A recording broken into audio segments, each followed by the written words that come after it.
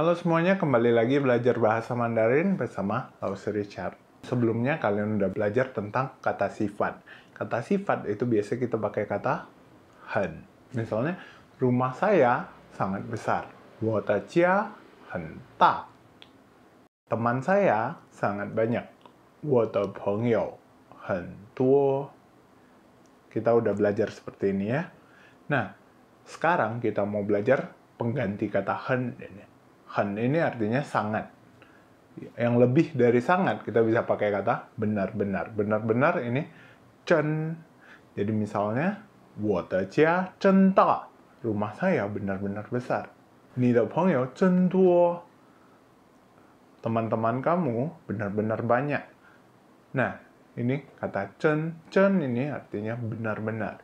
Bisa aja hen ini diganti dengan chen langsung. Ada chen, ada juga chenda. Chenda juga artinya benar-benar. Cuman masalahnya kapan kita pakai chen, kapan kita pakai chenda. Pertama kita lihat chen dulu. Chen kita pakai langsung kalau ketemu kata sifat. Misalnya, chen hao, benar-benar bagus. Chen piaoliang, benar-benar cantik. Chenda ini kita pakai kalau nggak ketemu langsung sama kata sifatnya. Jadi di tengahnya bisa ada hen, bisa ada pu, bisa ada tai. Yang seperti yang kita udah pernah belajar.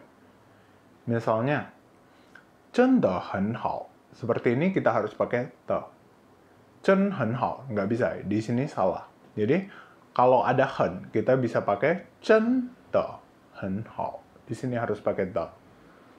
Misalnya, 真的不大, benar-benar tidak besar. Seperti ini juga harus pakai te. 真的太少. Benar-benar terlalu sedikit. Seperti ini juga harus pakai to. Jadi kalau chen ini ketemu dengan kata sifatnya langsung, nggak masalah, langsung aja, nggak perlu to. Tapi kalau ada sesuatu di tengahnya, kita harus pakai to seperti ini. 真的很好. Setelah itu, 好吃, 好喝. 好 ini bisa kita tambah dengan kata kerja. Jadi kata kerja itu misalnya apa? 吃 ini makan. 好吃 artinya enak dimakan. 好喝 enak diminum. Setelah itu ada juga 好看.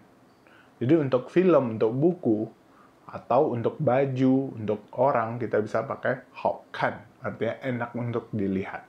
Bagus untuk dilihat, bagus untuk dinonton. Bisa. Itu 好看. 这个电影很好看. Bisa seperti ini. 你的衣服很好看. Ini juga bisa. 很好看 artinya bagus untuk dilihat. Setelah itu mendengar 听. Jadi enak untuk didengar 好听. Jadi kalau misalnya untuk musik kita pakai kata 好听. 这首歌很好听. Lagu ini sangat bagus. Jadi kalau bahasa Indonesia kita bilangnya bagus saja. Baju kamu bagus. Lagu ini bagus. Sama-sama bagus. Tapi kalau bahasa Mandarin nggak bisa bagus begitu aja. Kita pakai kata 好看, 好听. 你的衣服很好看. 这首歌很好听. Seperti ini jadinya. Nah, lawan dari 好 itu nan. Nan kalau sendiri ini artinya sulit. Nah, tapi kalau nan kita tambah dengan kata kerja seperti ini. Nan chi. Jadi lawan kata dari 好吃 itu 难吃. 这个蛋糕很难吃. 难吃 itu artinya benar-benar tidak enak untuk dimakan, itu 难吃. 真的很难吃. Bisa seperti ini. Jadi semua 好 ini bisa dilawan katakan dengan nan. Jadi 好喝 lawannya 难喝. 好看 lawannya 难看. 难听. Nanting ini ada bahasa Indonesianya, sumbang. Jadi kalau dia nyanyi suaranya jelek, nadanya lari, itu namanya nanting, tidak enak untuk didengar. Jadi kalau kita pakai kata nan, ini udah parah sekali. Nanche itu sudah nggak bisa dimakan, nggak enaknya. Jadi hao xie ini artinya gampang ditulis. Jadi misalnya huruf di samping ini hao xie.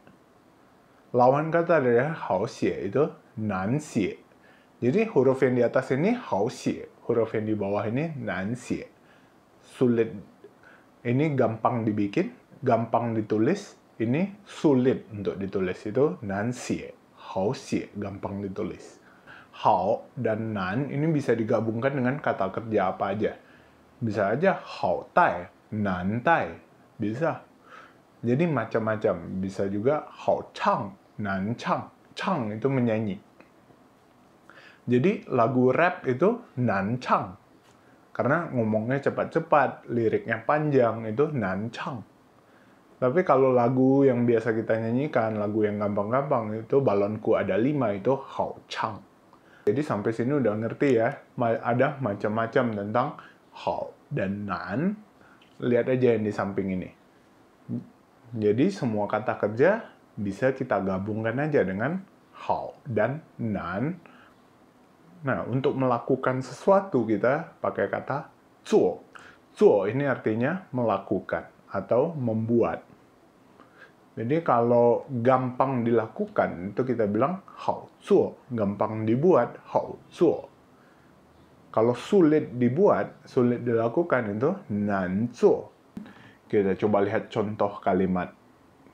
法国菜很好吃，可是真难做。做di sini artinya memasak. Jadi 法国菜很好吃, makanan Prancis, masakan Prancis sangat enak. 可是 tapi 真难做, benar-benar sulit dibuat, dimasak. Jadi bikinnya itu sulit di sini nan zuo. 中文很好听，可是很难说. Bahasa Mandarin enak didengar, bunyinya enak, pelafalannya enak didengar. 可是很难说, tapi ngomongnya susah karena ada nadanya, ada begini, itu namanya 很难说. Kita lihat juga 在ini artinya sedang. Jadi 你在做什么? Kamu sedang melakukan apa? 你在看什么电影?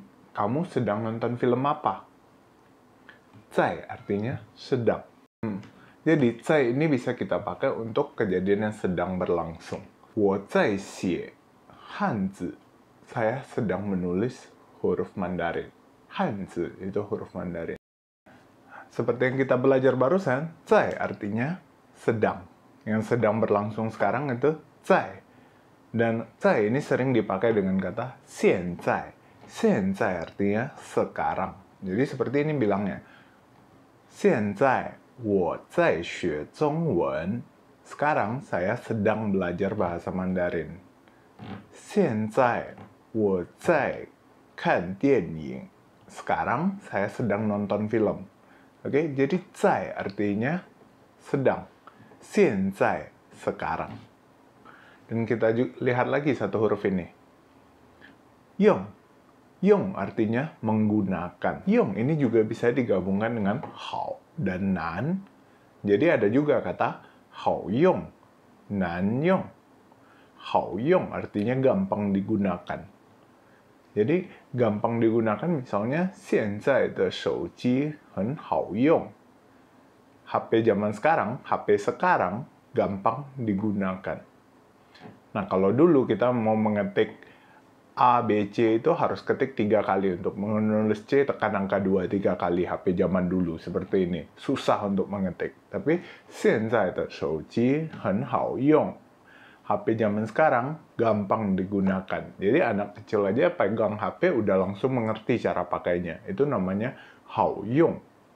Lawan kata dari 好用 itu 难用. 难用itu sangat ribet pakainya. Jadi kalau pakainya ribet, ini harus begini dulu, harus diinikan dulu, harus diinstal dulu, itu namanya 难用. Jadi 现在的手机很好用. Jadi karena 好用, sekarang anak kecil aja bisa pakai HP, orang tua bisa pakai HP. Nah, itu namanya 好用, gampang digunakan. Dan hari ini kita sampai di sini dulu, sampai ketemu lagi minggu depan. 再见.